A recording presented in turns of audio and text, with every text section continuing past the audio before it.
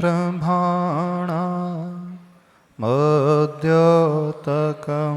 दलितपापतमोवितानं सम्यक् प्रणम्य जिनपादयुगं युगादा वालम्बनं भवजले पततां जनानां।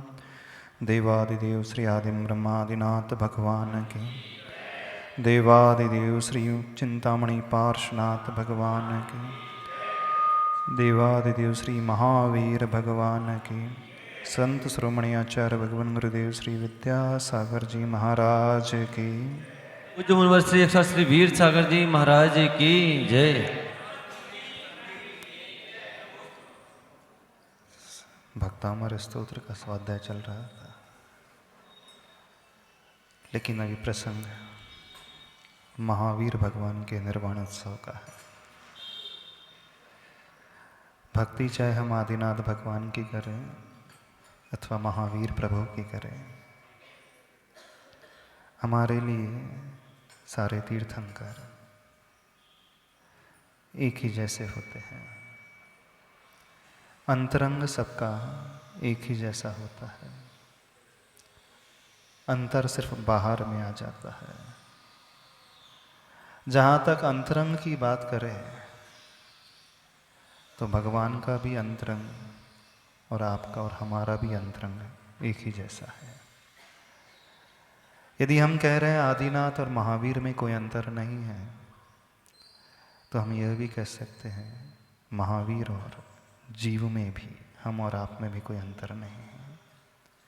लेकिन फिर भी अंतर तो है, अंतर बाहर का है, और यह अंतर भी बहुत बड़ा अंतर है। उन्होंने भगवत पद को प्रकट कर लिया है। हम सबके भीतर भी भगवान बैठे हैं, लेकिन अपन इतने आलसी हैं, इतने प्रमादी हैं, जान कर के भी अनजान बन कर के हम भुला बैठे हैं अपने आप को। नहीं भुला बैठे? जो अपने आप को पहचान लेता है, जान लेता है, उसी का जीवन समीचीन बनता है, उसी की जीवन की शुरुआत अच्छी होती है। बस एक काम सभी लोगों को करना है। कौन सा काम? अपनी पहचान को, अपनी आइडेंटिटी को समझ लेना है। प्रातःकाल अभी क्लास लगी थी, एक प्रश्न आया था कि हम अपनी आइडेंटिटी को कैसे डिफ्रेंशिएट कर सकें, अच्छी बना सकें। लेकिन उन्होंने जो प्रश्न किया था वो बाहर की आइडेंटिटी की बात है। इसकी वॉइस थोड़ी क्लियर कर लेना। उन्होंने जो पहचान की बात की थी वो शरीर की पहचान, स्टेटस की पहचान की बात, परिवार के पहचान की बात, समाज में हमारा अच्छा नाम हो उसकी बात। लेकिन जिस आइडेंटिटी की हम बात कर रहे हैं वो हमारी आइडेंटिटी अंदर की है, हमारी आत्मा की शक्ति की है। तो चाहे हम आदिनाथ को पूजे, चाहे महावीर को पूजे, चाहे पार्श्वनाथ को पूजे, सबको पूजने का उद्देश्य सिर्फ एकमात्र इतना ही है, जो उनका वर्तमान है, जो उनका वर्तमान है वो हमारा भविष्य है। उनके वर्तमान में यदि हम अपना भविष्य खोजना प्रारंभ कर दे तो यहाँ आना, भक्ति करना सार्थक हो जाएगा। और जो हमारा वर्तमान है वो उनका अतीत था। महावीर का अतीत क्या था बताओ? भगवान महावीर का अतीत क्या था? जो आप और हमारा वर्तमान है, सिटी आ रही है, जो आपका और हमारा वर्तमान है, प्रेजेंट है, वही उनका अतीत था। जब वो अतीत में हम जैसे ही थे, वर्तमान में इतने अच्छे हो सकते हैं, तो हम भविष्य में अच्छे क्यों नहीं हो सकते? बस ये चेतना को जगाना है, और जिसकी यह चेतना जागृत हो गई, उसका जीवन, उसकी सोच, उसका रहन सहन, उसका देखने का ढंग, सब कुछ बदल जाएगा। बदलना चाहते हो? नहीं बदलना चाहते? चाहते हो ना बदलना?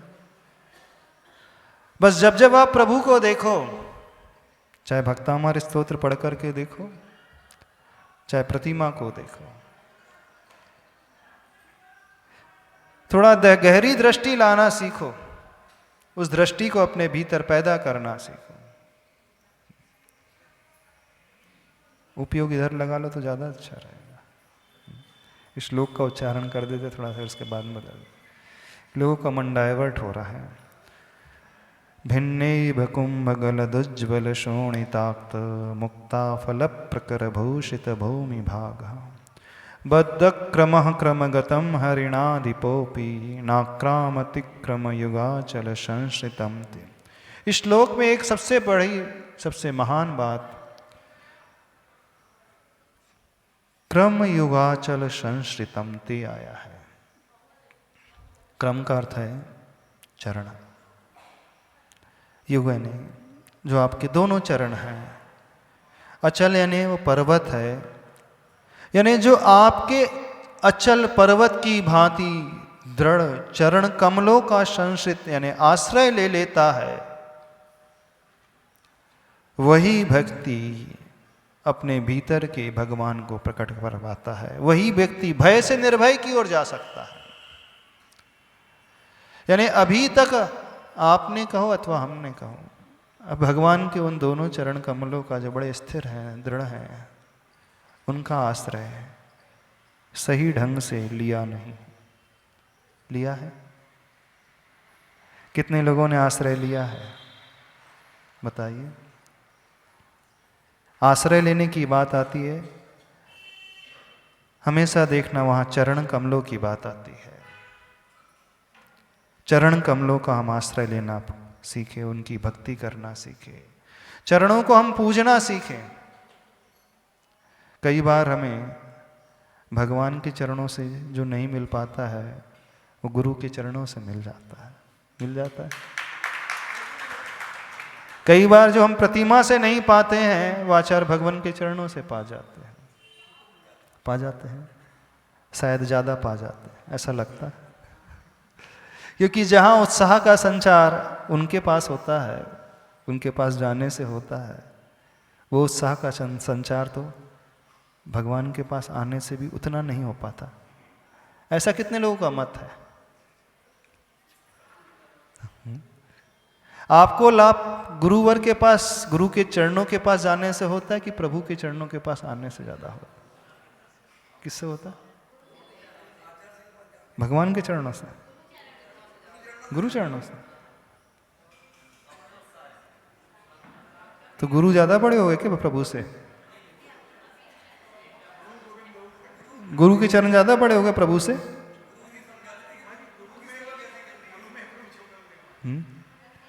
गुरु में प्रभु छिपे हुए हैं, पर अभी तो वो गुरु हैं।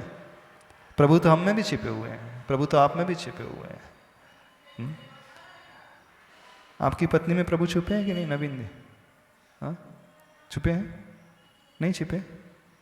कभी उनके चरणों का आश्रय लेते हो क्या? नहीं, भगवान तो नहीं छिपे हैं? छिपे हैं ना, पत्नी के चरणों में भगवान है कि नहीं? प्रभु के, सॉरी, धर्म पत्नी के भीतर भगवान है कि नहीं है?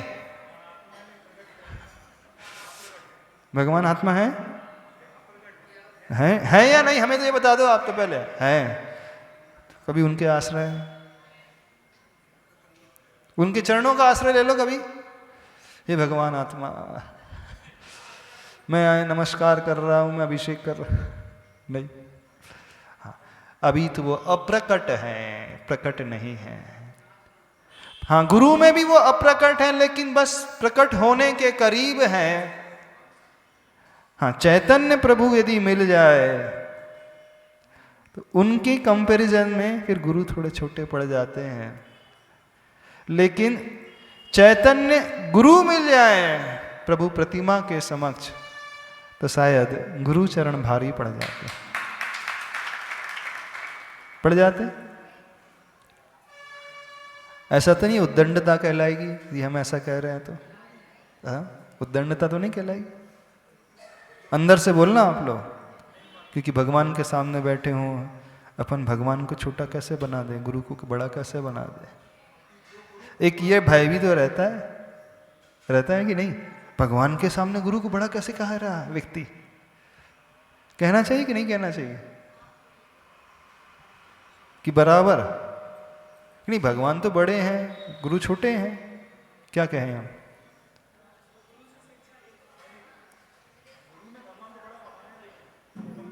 बड़े भगवान है कि बड़े गुरु हैं?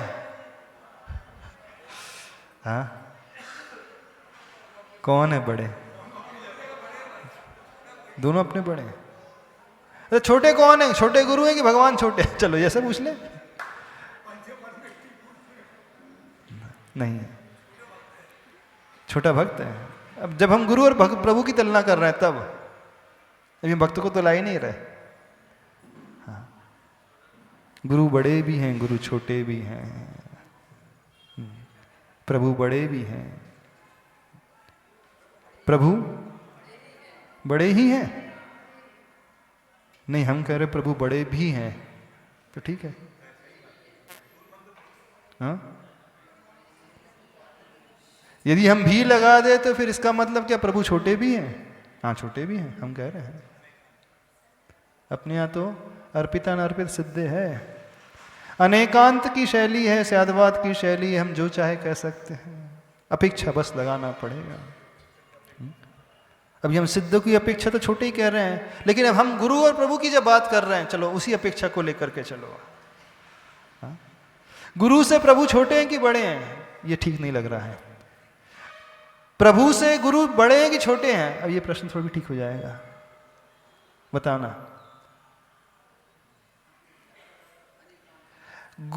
बताओ। नहीं, हम पूछना चाह रहे हैं, जानना चाह रहे हैं आप लोगों की धारणा क्या है।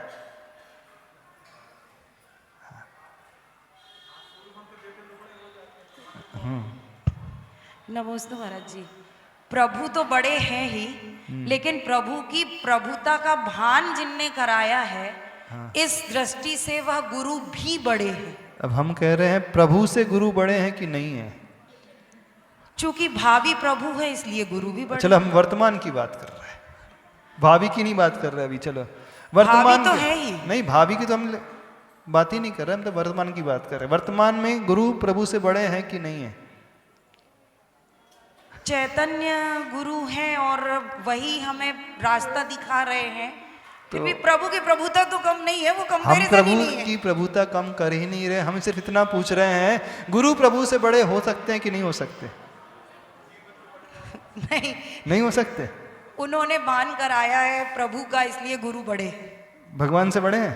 भगवान से बड़े हम नहीं तो भगवान से बोलेंगे, पूछ रहे हैं, गुरु भगवान से बड़े हो सकते हैं कि नहीं हो सकते? हो सकते तो हैं कि नहीं?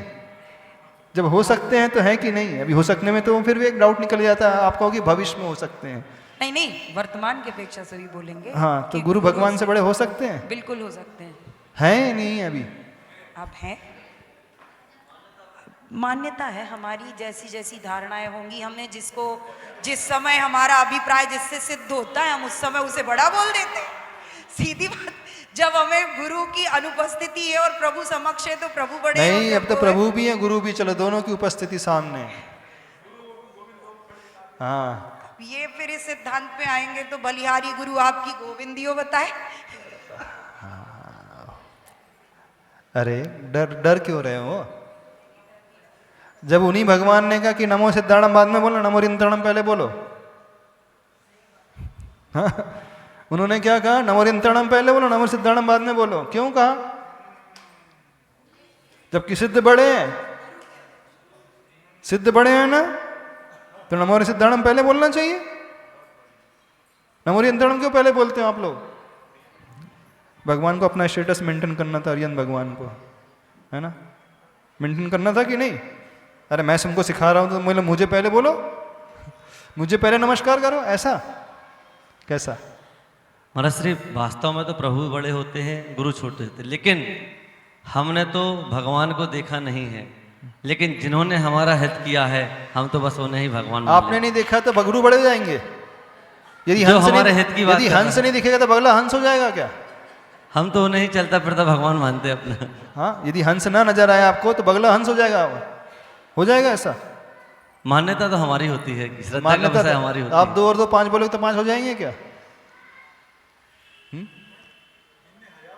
हाँ फिर भी चलो हम ही कहते नहीं, गुरु भगवान से बड़े भी होते हैं, भी होते हैं। हाँ हाँ भी बोल रहे हैं।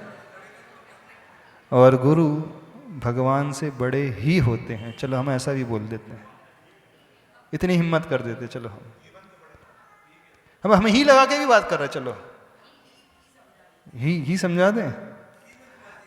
हाँ यदि ऐसा बोले कि गुरु भगवान से बड़े ही होते हैं तो फिर गुरु भगवान के चरणों में कैसे नमस्कार कर सकते हैं? अभी हमने पूरा तो बोला ही नहीं। वो सुधा सागर महाराज जी बोलते हुए, मैंने इतना बड़ा मुर्गा देखा, इतना बड़ा मुर्गा होता है कभी? होता है? कितना बड़ा देखो, जमीन से देखो कितना बड़ा होता है कभी? नीचे तो हाथ लगाने दो। हम बोल रहे हैं गुरु भगवान से बड़े ही होते हैं भक्त की दृष्टि में, क्योंकि गुरु ही उसका कल्याण करते हैं, गुरु ही उसे रास्ता दिखाते हैं, गुरु ही दीक्षा देते हैं, गुरु ही शिक्षा देते हैं, गुरु ही भगवान से परिचय कराते हैं। उस अपेक्षा से, अपेक्षा समझना, उस अपेक्षा से उसकी दृष्टि में गुरु भगवान से बड़े ही होंगे।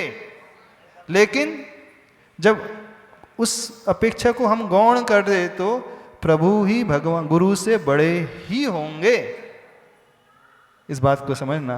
जब जब हमारे कल्याण की बात आएगी, क्योंकि साक्षात कल्याण करने वाले गुरु ही हैं।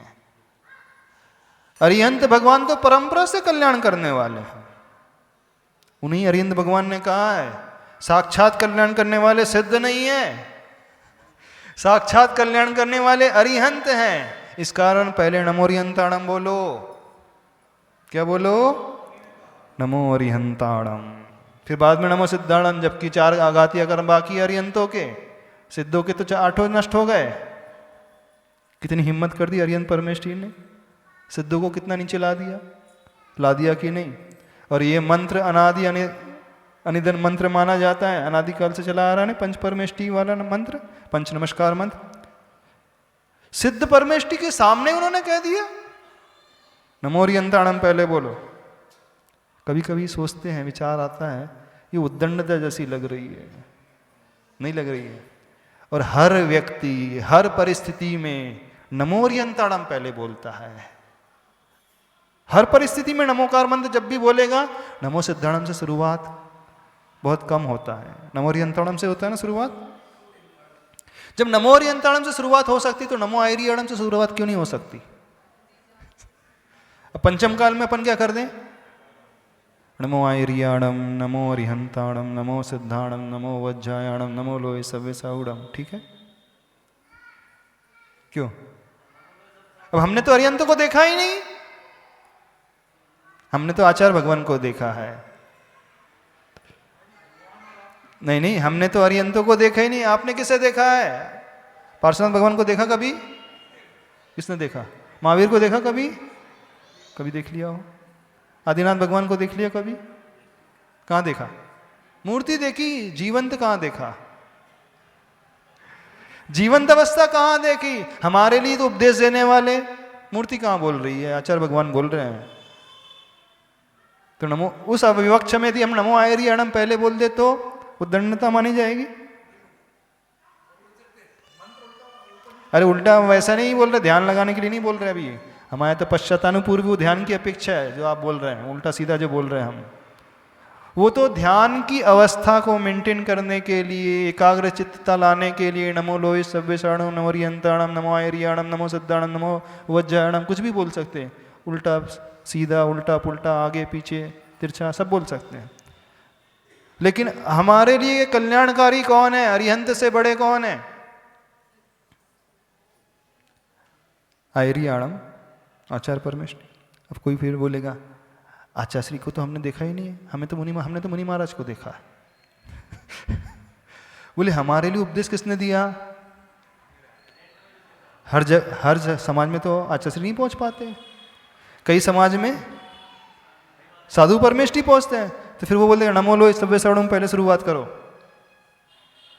ठीक है, यदि कथनचित कर ले तो भी गलत नहीं है, कथनचित लगा रहे हैं इसमें। पर नियम जब बनाएंगे तो नमो अरिहंताणम से ही शुरुआत करेंगे, क्योंकि साक्षात उपदेश यदि किसी ने दिया तो अरिहंत परमेष्टि ने दिया है। आचार्य परमेष्टि को उपदेश मिला है तो अरिहंत भगवान से मिला है। भले ही आज अरिहंत हमें साक्षात दिव्य ध्वनि नहीं सुना रहे हैं, भले ही हमें समावसरण ना मिल रहा हो, लेकिन जब भी शुरुआत हुई है, आचार्यों को उपदेश मिला है, तो शुरुआत अरिहंत भगवान से हुई है। इस कारण नमोकार मंत्र में तो नमो अरिहंताणम से शुरुआत होगी। लेकिन कभी कभार यदि वो नमो अरिहंताणम को लेकर के भी शुरू कर दे, क्योंकि ये गुरु मेरे लिए दीक्षा देने वाले हैं, कल्याणकारी हैं, इसलिए मैं इन्हें पहले स्मरण में लाऊंगा, बस वहीं से कल्याण शुरू हो जाएगा। अब भगवान की बारी आ जाती है ना। भगवान महावीर स्वामी को आप कैसे देखते हो? वीतराग अवस्था, वो तो ठीक है, वीतराग अवस्था मेरे रूप में देखते हो? ये महावीर मेरे हैं, इन्हीं से मेरा कल्याण होने वाला है। यदि ये नहीं होते तो ये शास्त्र कहाँ से आते? ये शास्त्र नहीं होते तो गुरु कहाँ से आते? गुरु नहीं होते तो शास्त्र कहाँ से आते? सब इंटर रिलेटेड है ना सब इंटर रिलेटेड है। भगवान की वाणी खिरी गौतम स्वामी ने झेली, गौतम स्वामी ने परंपरा से अपने शिष्यों को दी, परंपरा से वो शिष्य और आगे फैलाते चले गए, फैलाते चले गए, फिर उसे लिपिबद्ध कर दिया गया। तो अभी हमारे लिए तो सबसे प्रमुख कौन है, गुरु या गुरुवाणी? बताओ, महान कौन, गुरु या गुरुवाणी? किससे पूछे? आचार्य श्री का हाइकू है ये, बड़ा अच्छा हाइकू है। महान कौन, गुरु या गुरुवाणी? किससे पूछे कौन महान है? गुरु बड़े हैं कि गुरुवाणी बड़ी है? बताओ, गुरु बड़े कि गुरुवाणी बड़ी है? समझ में आ रहा है हमारा प्रश्न? हमारा प्रश्न नहीं, आचार्य श्री का प्रश्न है। ये आचार्य श्री ने बड़ा अच्छा हाइकू लिखा है। गुरु बड़े की गुरुवाणी? माइक से बोलो थोड़ा सा, आवाज आ जाएगी हम तक। नमस्ते मासी। मासी, जो गुरु वाणी के अनुकूल अनुसार आगम संबत गुरु हों, वो गुरु बने हैं, जो क्योंकि उनसे ही वाणी हमको मिली है। नहीं, हमारे लिए भी दो ऑप्शन चुनना है, एक गुरु और गुरुवाणी। हम पहले किससे चुने? हाँ, गुरु को चुने कि गुरु की वाणी को चुने? माँ जी, पहले तो गुरु से ही समझेंगे उसमें वाणी में क्या है, तो पहले तो गुरु ही बड़े रहेंगे महाराज जी। तो वो गुरु कहाँ से आए? हाँ, वो गुरु कहाँ से आए? हाँ, गुरु कहाँ से आ गए वो? माँ जी, गुरु तो मतलब प्रत्यक्ष देखकर भी आए हैं कि शांति सागर जी के इस गुरु के साथ ऐसा हुआ था। हाँ, उनने तो अपने वो शिष्य गुरु को कहाँ से दीक्षा आए? देके उनने पीछे छोड़ दी थी बाद में। हाँ, तो शांति सागर जी, सही चर्या वाले शांति सागर जी कहाँ से आए? गुरु से आए क्या वो? हाँ, वो तो गुरुवाणी से आए। आचार्य शांति सागर महाराज हाँ, कहाँ से आए? गुरुवाणी से आए कि नहीं? हाँ, इसमें हम पहला या दूसरा क्रमांक फिक्स नहीं कर सकते। गुरु भी महान है, गुरुवाणी भी महान है। परंपरा यदि हम देखें तो गुरुवाणी भी चली आ रही है, परंपरा यदि हम देखें तो गुरु भी चले आ रहे हैं। पहले गुरु आए कि पहले गुरुवाणी आई? पहले मुर्गी आया कि पहले अंडा आया? महाराज जी, ये तो बीज आया कि वृक्ष आया, ये तो हाँ, क्या आया? पहले बीज आया कि वृक्ष आया? पहले तीर्थंकर आया कि पहले तीर्थंकर की दिव्य ध्वनि आई? चलो, हाँ, तीर्थंकर भगवान आए तो तीर्थंकर भगवान कहां से बन गए? तीर्थंकर भगवान कहां से बन गए? पूर्व भाव में उन्होंने किसी तीर्थंकर का आश्रय लिया होगा, 16 करण भावना भाई होगी, तभी तीर्थंकर प्रकृति बांधी होगी। तो वो कैसे तीर्थंकर बने? 16 करण भावना से बने। तो तीर्थंकर बड़े कि तीर्थंकर भगवान की दिव्य ध्वनि बड़ी? हाँ, इस प्रश्न का कोई उत्तर नहीं है, कोई उत्तर दे ही नहीं सकता। तीर्थंकर भगवान भी दे पाएंगे। अपन महावीर भगवान से पूछें, भगवान आप बड़े कि आपकी है, आप बड़े कि दिव्य ध्वनि बड़ी है? पहले कौन, दिव्य ध्वनि की पहले तीर्थंकर? कौन आया संसार में? यदि बैक बैक जाते जाए, फ्लैशबैक में पहुंचते जाए, सबसे पहले तीर्थंकर कौन से थे संसार में? पहले नंबर के तीर्थंकर कौन से हैं? बोल रहे आदिनाथ। उससे पहली वाली 24 में कौन से थे? हाँ, भूतकाल की 24 के पहले तीर्थंकर थे ना? हाँ, उससे पहले वाली भूतकाल की 24 के तीर्थंकर कौन से थे पहले? नहीं पता, नहीं पता। थे तो पर पता नहीं ना। सबसे पहले तीर्थंकर कौन से थे? थे ही नहीं पहले तीर्थंकर। पहले तीर्थंकर थे ही नहीं, कभी रहे ही नहीं। यदि हम कहें कि पहले तीर्थंकर थे तो उनसे पहले क्या था संसार में? इस प्रश्न का कोई उत्तर नहीं, किसी के पास भी नहीं, स्वयं तीर्थंकर भगवान के पास भी नहीं है। हमारी तो छोड़ दो, क्योंकि पहला कुछ है ही नहीं, सब कुछ बिगिनिंगलेस है। Everything is beginningless here. हाँ, अनादि से चला हुआ आ रहा है। यदि हम कहें कि बिगिनिंग है तो बिफोर बिगिनिंग क्या था?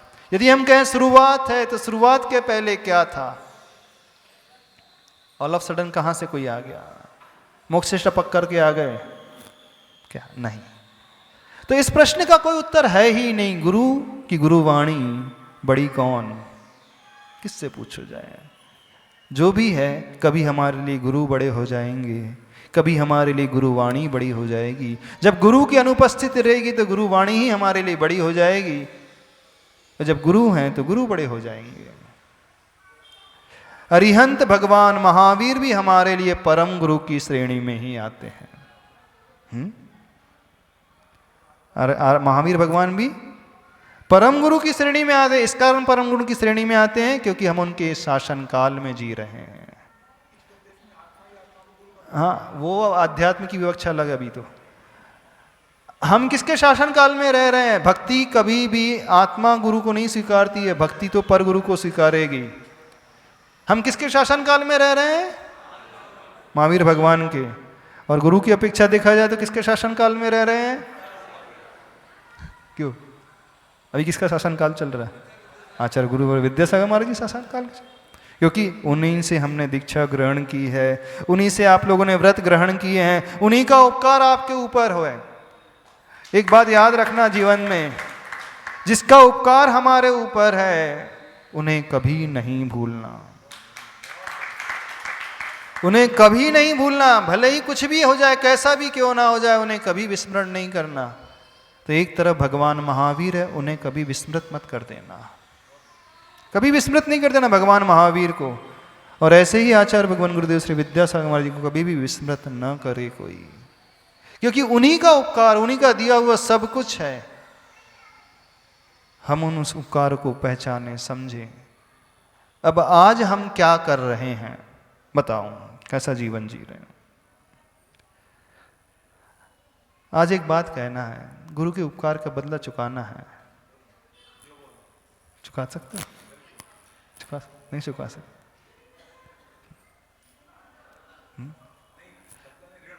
ऋण, ऋण चुकाना है, नहीं चुक सकता। अच्छा, अपन गुरु के ऊपर उपकार कर सकते कि नहीं कर सकते? कर सकते हो कि नहीं? आप कितने लोग आचार्य श्री पर उपकार कर सकते हैं? अच्छा, पहले बताओ, कर भी सकते हो कि नहीं कर सकते हो? कर सकते हो आचार्य श्री के ऊपर उपकार? कैसे करोगे? हाँ, हिम्मत है बोलने की?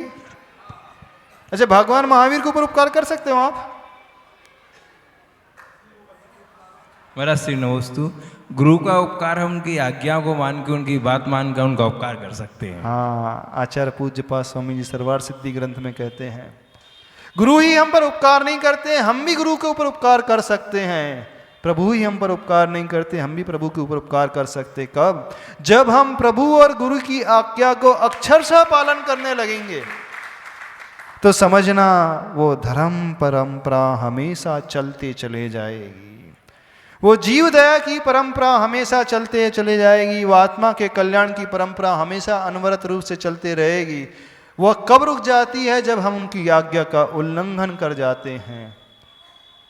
भगवान तब प्रसन्न होते हैं जब वो देखते हैं कि धर्म परंपरा निराबाध चलती चली जा रही है।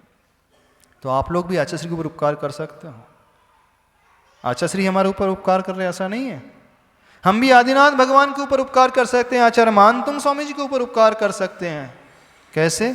बस उनकी जो निर्देश है, उनका जो आज्ञा उन्होंने जो दिया है, संदेश दिया है, जो आज्ञा वो दे रहे हैं, यदि हम अक्षरशः उसे पालने लगे तो समझना बहुत बड़ा उपकार हो जाएगा। परस्पर उपग्रहो जीवानाम, जीव एक दूसरे के ऊपर उपकार करके हमेशा चलता हुआ आया है। तो भगवान महावीर के उपकार को चुकाना चाहते हो? कितने लोग भगवान महावीर का उपकार का बदला चुकाना चाहते हैं? हाँ, बदला ही तो है, और क्या कहे? ऋण कह लो आप, बदला देख लो, कोई भी शब्द कुछ भी हो। कितने लोग चुकाना चाह रहे हो? चुकाओगे? हिंसा तो नहीं करोगे? कैसे चुकेगा ऋण? जब हम अहिंसा को अपने जीवन में उतारेंगे, जब अहिंसा का जब हम पालन स्वयं करने लगेंगे, तो समझना उस ऋण से हम उन्ऋण हो रहे हैं, उन्मुक्त हो रहे हैं, मुक्त हो रहे हैं। तो इस दिवाली में क्या करोगे? क्या करोगे इस दिवाली में? अहिंसक दिवाली, इको फ्रेंडली दिवाली, है ना? इको फ्रेंडली दिवाली क्या होती है जानते हो? अहिंसक दिवाली यदि वर्तमान के परिप्रेक्ष्य में उसे कहा जाए तो eco friendly Diwali. Eco friendly Diwali भी होती है ना, जहां नेचर से खिलवाड़ न किया जाए, वो समझना इको फ्रेंडली सारी पद्धतियां हो जाती हैं। अगेंस्ट इको फ्रेंडली क्या हो जाता है? जब व्यक्ति वृक्ष को काटता है, हिंसा करता है, तो इको फ्रेंडली नहीं रह जाता है। इको फ्रेंडली मीन्स जो जीना चाह रहा है उसे हम जीने दें, उसी का नाम अहिंसक दिवाली, और कुछ नहीं है। और संसार में कोई भी जीव मरना नहीं चाहता है। चाहता है मरना? अच्छा, कितने लोग किसी को जीवन दान दे सकते हैं? दे सकते हैं? आप किसी को जीवन दान दे सकते हो? दे पाओ? इतनी औकात है? किसी को जीवन दान दे पाओगे? आप लोग सिर्फ ले सकते हो किसी का जीवन, दे तो किसी को नहीं सकते। वो तो अपनी आयु से जिएगा, हमने क्या उसे पैदा कर दिया? हम उसे जीवन दान देने बैठ गए? हाँ, हमने को उसकी रचना कर दी, उसको पैदा कर दिया, उसको बना दिया, क्या कर दिया? अरे हम जीवन दान देने वाले कौन होते हैं? बस इतना कर सकते हैं कि उसका जीवन ना ले, इतना ही कर सकते हो। जीवन दान देने वाले कोई नहीं होते हैं। हम कहाँ किसी को बचा सकते हैं? आज तक अपन ने किसी को बचाया ही नहीं। बचाया किसी को? हाँ, बस इतना ही किया है कि हमने किसी को मारा नहीं है। जो लोग कहते हैं ना कि हम उसे जीवन दान दे रहे हैं, वो जीवन दान नहीं दे रहे हैं, उसे मार नहीं रहे हैं। जो हम मार नहीं रहे हैं, समझना वो अपनी जीवन, वो अपनी आयु जी जाएगा। आज तक व्यक्ति हमेशा जीवन को लेते हुए आया है। हाँ? आज तक वो हिंसा करते हुए आया है, आज तक वो अगेंस्ट नेचर जाते हुए आया है। और जब जब उसके उत्साह की उत्सव की बारी आती है, जब जब वो त्यौहार की बारी आती है, जब जब कोई सेलिब्रेशन की बारी आती है, उसके जीवन में खुशियों का जब क्षण आता है ना, अधिकांश लोग किसी को मार करके खुश होते हैं। नहीं होते? किसी को मार करके खुश होते हो कि नहीं? होते हैं खुश होके। हमेशा व्यक्ति देखना किसी को मार करके बड़ा प्रसन्न हो जाता है। जैसे फॉर एग्जाम्पल, आपने फटाके जला दिए, अच्छा लगता है कि नहीं? फटाके जलते हुए देखते हैं, जलाते हुए अच्छा लगता है ना? नहीं लगता। अच्छा, जलते हुए देख करके अच्छा लगता है? लगता तो है, अच्छा लगता है ना? अच्छा, वो साउंड सुनते हो, वो धमाके की आवाज, अच्छा वो फुलझड़ी देख करके तो अच्छा लगता है। वो चक्री जलते हुए, वो अनार जलते हुए, तब तो अच्छा लगता है ना? किसे अच्छा नहीं लगता? अनार जल रहा है, वो रंग बिरंगी अनुचिटन उड़ रही हैं, वो आकाश में वो रचना हो रही है, वो ध्वनि उत्पन्न हो रही, तब तो अच्छा लगता है ना, अच्छा लगता है। देखो अच्छा क्या देख करके अच्छा लग गया? वो रंग बिरंगी कलर देख करके, बारूद की नहीं, वो इतने सारे जीव मर रहे हैं और व्यक्ति बड़ा प्रसन्न हो रहा है। हिंसानंदी रौद्र ध्यान, क्या है ये? एक कसाई है, किसी पशु की हत्या करके खुश होता है। वो थोड़ा बड़ा कसाई है, वो बड़ा है, वो पंचेंद्री को मार करके खुश हो रहा है। आप लोग, हाँ हाँ, आप लोग मार रहे हैं किसी को, चूंकि बहुत अच्छे गुरु भक्त हो, आप लोग किसी को मारते नहीं हो। सबका नियम है ना, मारेंगे किसी को नहीं, नहीं मारेंगे ना, किसी की हिंसा नहीं करोगे, सबका नियम है। हाँ, लेकिन मारने की प्रेरणा, प्रेरणा तो प्रेरणा भी नहीं दोगे। Very good. अच्छा, जब कोई मार रहा है तब उसे देख करके हंस रहे हो, खुश हो रहे हो, अंदर ही अंदर खुश हो रहा है व्यक्ति, यानी आनंद मना रहा है। किस पर आनंद हो रहा है उससे? आप कहो कि वो रंग बिरंगी फुलझड़ियों से उठने वाली वो क्या आती है, वो अनुचटन बारूद जो जल रही है रंग बिरंगी, वो ध्वनि पैदा हो रही, वो उसे देख करके खुश हो रहा है व्यक्ति, तो वहां जीवों की हिंसा ही तो हो रही है। हाँ, आप लोग समझदार हो, इस कारण मारते नहीं हो, ना किसी को मोटिवेट करते हो मारने के लिए, लेकिन खुश तो हो ही जाते हो। और जैसे ही व्यक्ति खुश हो गया तो क्या हो गया? किसी की मौत हो रही है और आप हंस रहे हो, ये हो गई हिंसा। और हिंसा में आनंद, हिंसा ही नहीं कर रहा वो। कितने लोग फटाके देख करके विकल्प करते, देखो कितने सारे जीव मर गए बेचारे। वो फुलझड़ी देख करके जलती हुई आंखों में आंसू आ जाते हैं। वो आकाश में उड़ते हुए बादल, वो कलर जो फॉर्मेशन होता है, आंखों में पीड़ा हो जाती है। देखो कितने सारे, किसी को नहीं आता ये भाव। आपको तो रंग बिरंगी चित्र दिख। अच्छा, जब बम फूटता तो कान में उंगली डाल लेते हैं। जीव मर रहे हैं इस कारण नहीं डालते हो, कान का पर्दा फट ना जाए इस कारण डालते हो। हाँ, कान का पर्दा फट ना जाए स्वयं का। छोटे छोटे मेंढक होते हैं ना, उनके पर्दे फट हो जाते, बहरे हो जाते हैं मेंढक। इतनी जोर से जो साउंड पैदा होता है, आवाज पैदा होती है, कई एबॉर्शन हो जाते हैं, बच्चे गिर जाते हैं, गिर जाते हैं, पशु पक्षियों के बच्चे गिर जाते हैं उस ध्वनि को सुन करके। कई चिड़िया हैं, कई खरगोश हैं, कई कबूतर हैं, कौवे हैं, उनके अंडे गिरे हुए मिल जाते हैं रास्ते में। दिवाली के दूसरे दिन देखना, जहाँ पक्षी की संख्या ज़्यादा होती है वहाँ सारे अंडे भी आपको गिरे हुए मिलेंगे। वो क्या है? आपके द्वारा की गई हिंसा, अथवा कराई गई अथवा अनुमोदना की गई हिंसा। भगवान महावीर का संदेश क्या था? अहिंसा परमो धर्म। कौन सा संदेश है? जियो और जीने दो, अहिंसा परमो धर्म की जय हो। करते क्या हो? हिंसा को ही परम धर्म बना लिया। कैसी दिवाली, कैसा निर्वाण महोत्सव? दूसरों को हर्ट करके, दूसरों को नष्ट करके, दूसरे के प्राण लेकर के व्यक्ति हंसता है, प्रसन्न होता है। क्या है? हम बात पैसे की नहीं कर रहे, पैसे वेस्ट कर रहा है अभी, उसकी हम बात ही नहीं कर रहे हैं।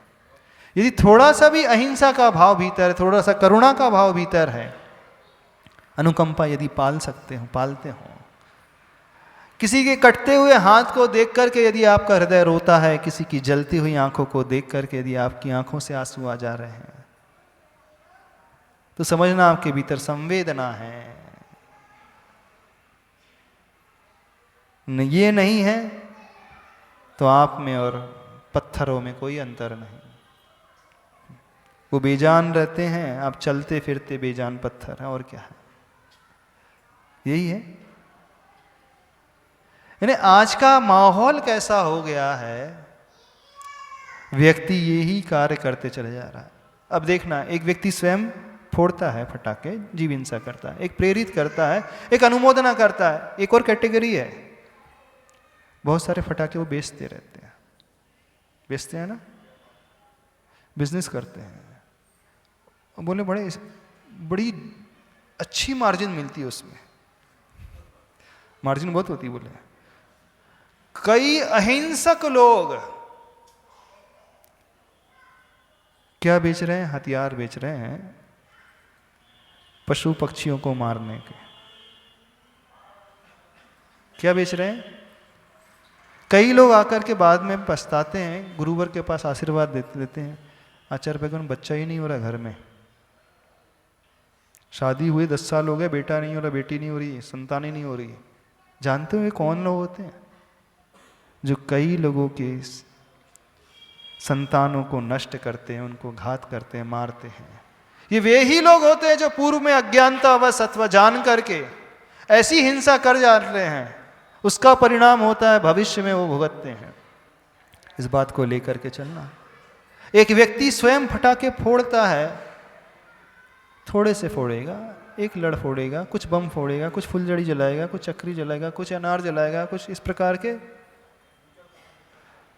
और एक व्यक्ति सेल कर रहा है, कितने को लिए वो एक माध्यम बनता जा रहा है। सबसे निकृष्ट यदि पाप का आश्रय होता है उस व्यक्ति को जो इसका व्यापार करता है, जो इसका व्यापार कर रहा है, सबसे निकृष्ट पाप का आश्रय।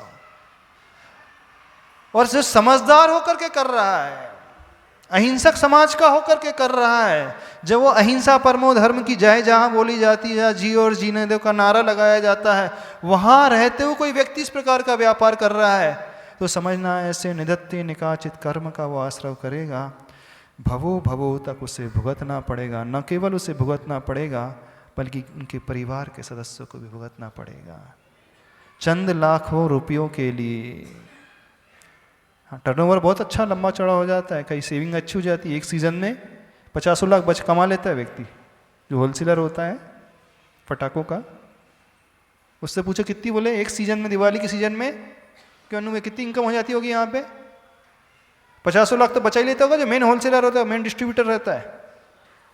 मेन डिस्ट्रीब्यूटर जो पूरे सिटी में सप्लाई कर रहा है, मेन डिस्ट्रीब्यूटर है जो C&F एजेंट जो होता है। समझना है कितने जीवों की हिंसा में वो निमित्त बनता है। अनुमोदना ही नहीं करता, वो प्रेरित भी करता है, मेरा ज़्यादा से ज़्यादा माल बिके, डिस्काउंट भी देता है कि नहीं? कहाँ गई वो महावीर भगवान की अहिंसा का प्रचार प्रसार करने वाली धारणा? कहाँ गई वो सोच, जियो और जीने दो की सोच? कहाँ गई वो गुरु को मानने की धारणा? कहाँ गए गुरु के उपकार को चुकाने की भावना, प्रभु के उपकार को चुकाने की भावना? हाँ, अहिंसक दिवाली मनाना सीखो। उस दिन तो भगवान महावीर स्वामी को मोक्ष की प्राप्ति हुई, और उसी दिन कई लोग कई जीवों को शरीर से मुक्त कर देते हैं। उन्हें वो शरीर से परमानेंट मुक्ति मिल गई, और यहाँ पर वर्तमान में कई लोग वर्तमान के शरीर से मुक्ति कर दिला देते हैं। पर अंतर यह है कि वो हमेशा के लिए सिद्ध बन जाते हैं, इन जीवों को पुनः नया शरीर लेना पड़ता है। इन्हें तड़पते तड़पते बिलखते बिलखते प्राण निकलते हैं। कई के प्राण निकल जाते हैं, कई के हार्ट फेल हो जाते हैं, कई के कान के पर्दे फेल हो जाते हैं, कई के बच्चे अबॉर्ट हो जाते हैं, कई के शरीर के इंटरनल पार्ट्स डैमेज हो जाते हैं। कैसी हिंसा! कहाँ गई वो करुणा, कहाँ गया वो अनुकंपा का गुण? क्या बस लाड़ू चढ़ाने से दिवाली मन जाएगी? दिवाली यदि सही मनाना है ना, तो सर्वप्रथम वो हिंसा का त्याग का संकल्प न स्वयं करें, न कराएं, न अनुमोदना करें, न किसी को प्रेरित करें, न इस प्रकार का व्यापार करें। तब समझना आप भगवान महावीर के सच्चे उपासक हो, तब समझना आचार्य गुरुवर के सच्चे उपासक हो। हाँ, आप ये पूछोगे दिवाली में क्या करना, तो कौन सी पूजा करना, कितने बजे पूजा करना, दिवाली की पूजा का मुहूर्त क्या है, लड्डू कितने बजे चढ़ाना, घर को कैसे सजाना, घर की सफाई कैसे करना, क्या क्या कौन सा पेंट करना है, कौन सा डेकोरेशन करना है, कौन सा तोरण द्वार लगाना है, इसको तो पूछोगे। लेकिन भावों की जब बात आ रही है उस और दृष्टि कितने लोगों की जाती है। कौन सी ड्रेस पहनना है, हाँ ड्रेस का सिलेक्शन हो गया है, कौन सी साड़ी पहनना है, कौन सी ज्वेलरी पहनना है, नए कपड़े कौन से खरीदना है, ये सब व्यक्ति तैयारी करता है कि नहीं। दिवाली के पहले सारी तैयारी रहती ना, बच्चों के लिए नई ड्रेस आना चाहिए, परिवार के हर मेंबर के लिए नए कपड़े आना चाहिए, नया फर्नीचर होना चाहिए, नए बर्तन होना चाहिए, नया सिक्का आना चाहिए चांदी का अथवा सोने का, जिसकी जैसी क्षमता है कुछ ना कुछ नया अवश्य आना चाहिए अपनी क्षमता के अनुसार। कोई स्टील के बर्तन लाता है, कोई चांदी के ला लेता है, कोई सोने के ला लेता है, कोई चांदी का सिक्का ला लेता है, कोई दूसरे इलेक्ट्रॉनिक्स गुड्स लेकर के जाता है, कोई मोटरसाइकिल खरीद लेता है। धनतेरस आ रही है तो उसमें ये खरीदोगे वो खरीदोगे, ये सारा का सारा प्लान चलता है। लेकिन हमारे भावों में भगवान महावीर का वो दिव्य उपदेश आ जाए, इसकी प्लानिंग कौन करता है। भगवान महावीर की जो सूक्ष्मतम हिंसा जिन्होंने पाली थी उसका स्थूल रूप भी हमारे ऊपर आ जाए, हमारे अंदर आ जाए, प्रकट हो जाए, इसकी चिंता कौन करता है? करता है कोई? उसकी प्लानिंग, उसके बारे में कोई सोच किसी की नहीं है।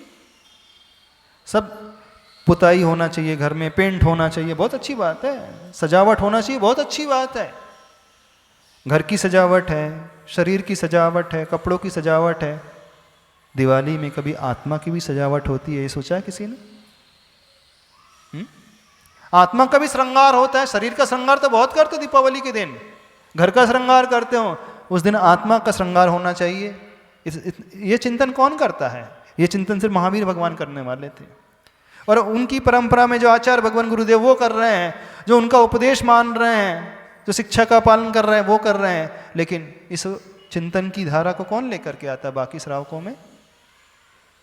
अच्छा से अच्छा खाना चाहिए, बढ़िया मिठाइयाँ चाहिए, ठीक है उत्सव का दिन है, ठीक है आपके भीतर खुशी है कि एक आत्मा ने निर्वाण को प्राप्त किया, मोक्ष को पद को प्राप्त कर लिया, एक दूसरी आत्मा गौतम स्वामी को कैवल्य ज्ञान ज्योति प्रकट हो गई, भगवान महावीर को मोक्ष मिल गया, उसके बदले में बहुत अच्छी खुशी की भावना आ रही है, आपका रोम रोम रोमांचित हो रहा है, आपका हृदय आत्मा का प्रदेश रोमांचित हो रहा है, आप अंदर से खुश हैं, बहुत अच्छी बात है। लेकिन हमारी आत्मा भी कुछ इस प्रकार का आंशिक रूप से भी प्रयत्न कर सके, इसकी चिंता किसको होती है? होती है नहीं होती? यदि ये चिंता नहीं हो रही, ये विचार नहीं हो रहा, तो व्यर्थ दिवाली मनाना। हर साल व्यक्ति दिवाली की खरीदारी करता है, प्लानिंग करता है, लेकिन आत्मा के बारे में सोचने वाले बिरले लोग मिलेंगे। इतने सारे लोग बैठे हैं, कभी ये सोचा इस दिवाली में क्या करोगे? हाँ ड्रेस कौन सी है तो सबकी आ गई होगी, ड्रेस खरीद ली ना सबने, ड्रेस खरीद ली। लाइटिंग कौन सी लगाना है?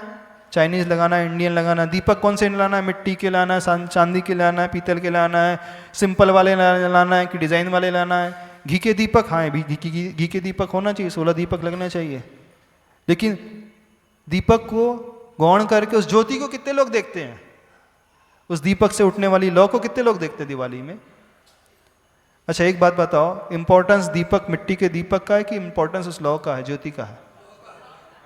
हाँ, यदि दीपक बहुत अच्छा सजा हुआ हो और लौ ही ना निकले उसमें से, तो क्या मतलब उस दीपक का? इंपॉर्टेंस आपके शरीर का है, इंपॉर्टेंस आपके घर का है कि आपके भीतर बैठी हुई लौ का है? हाँ, उस चेतना का इंपॉर्टेंस है, उस चेतना का महत्व, उस आत्मा का महत्व, किसका महत्व है? शरीर का महत्व है। ये जीवन भी, ये मनुष्य भाव भी एक जलते हुए दीपक की भांति है। दीपक कैसा भी हो जाए, मिट्टी का हो जाए चल जाएगा, पीतल का हो चल जाएगा, टूटा हो तो भी चल जाएगा, लेकिन लौ कभी टूटी हुई नहीं होना चाहिए। लौ तो हमें जगमगाती रहना चाहिए। हमारा शरीर कैसा भी हो, कपड़े कैसे भी हो, चल जाएगा, लेकिन जगमगाती लौ हमारी आत्मा की वही मानी जाएगी जब हम भगवान के महावीर के उस उपदेश को, संदेश को अपनी आत्मा में धारण करेंगे। इस संदेश को तो कोई धारण नहीं करता, अहिंसा की भावना कोई लेकर के नहीं आता, सब हिंसा में लगे हुए हैं। हाँ मानते हैं हम कृत से न लगे हों, लेकिन कारित अथवा अनुमोदना से तो लगी जाते हो, उसमें प्रसन्न हो जाते हो। कितने जीवों को आप मौत के घाट उतार देते हो, तो मौत के घाट उतरते हुए देख करके आप बड़े प्रसन्न होते हैं। नहीं है तो वो बोलते महाराज जी हम फटाके नहीं फोड़ते हैं, लेकिन मोबाइल में फटाके फूटते हुए दृश्य को देखते हैं, वो झिलमिल झिलमिल आ रहे हैं, फटाके फूट रहे हैं, वो फुलझड़ी फूट रही हैं, वो है ना इलेक्ट्रॉनिक फायर क्रैकर्स। कौन से फायर क्रैकर्स? इलेक्ट्रॉनिक फायर, ई फायर क्रैकर्स भी आते हैं कि नहीं आते हैं?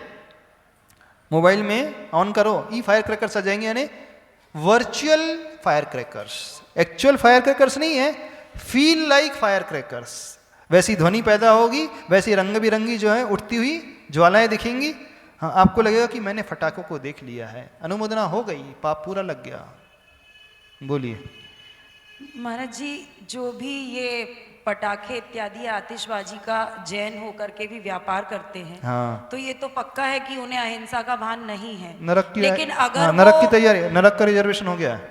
अगर वो इसे सिर्फ अपनी, उनके पास कोई आजीविका का दूसरा माध्यम नहीं है और वो ये कह के इसको बंद नहीं करते हैं, तो फिर क्या होना चाहिए?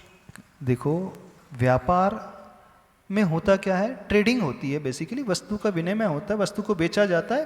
तो वस्तु कोई भी हो, फटाके ना करो, दूसरी वस्तु रख लो, जरूरी है फटाके कोई बेचना है? और बहुत सारे आइटम्स हैं, उनको रख लो, आइटम ही तो चेंज करना है आपको।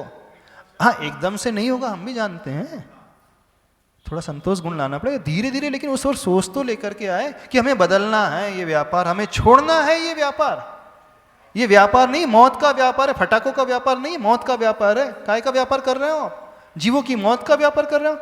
लगता नहीं है कितने जीवों की हिंसा हो रही है? अरे ऐसे ही जीव भविष्य में बच्चे नहीं पाएंगे, कभी अनाथ होकर के रह जाएंगे, या उन्हें बच्चे नहीं मिलेंगे अथवा माता पिता ही नहीं मिलेंगे, इस प्रकार की उनकी परिणति हो जाएगी।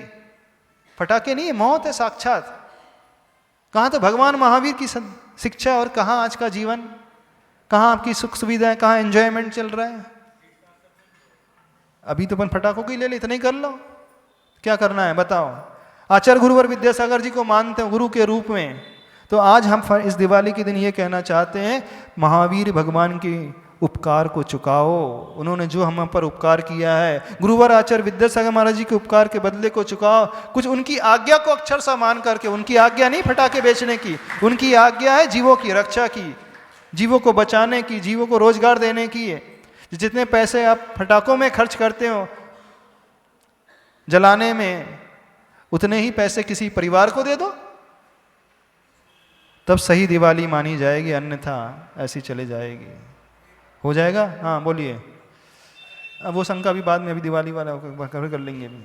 हाँ, तो यहाँ की कमेटी आचार्य भगवान के पास गई थी, आचार्य भगवान से विशेष आशीर्वाद लेकर के आई, ये सुनने में आया है। आचार्य भगवान आप किस लोग कितने प्रसन्न हैं, यानी कि यहाँ के लोग काम कर रहे हैं, तो एक काम और करना, अहिंसा का प्रचार प्रसार और अच्छे से कैसे कर सके, इस भावना को लेकर के आना है।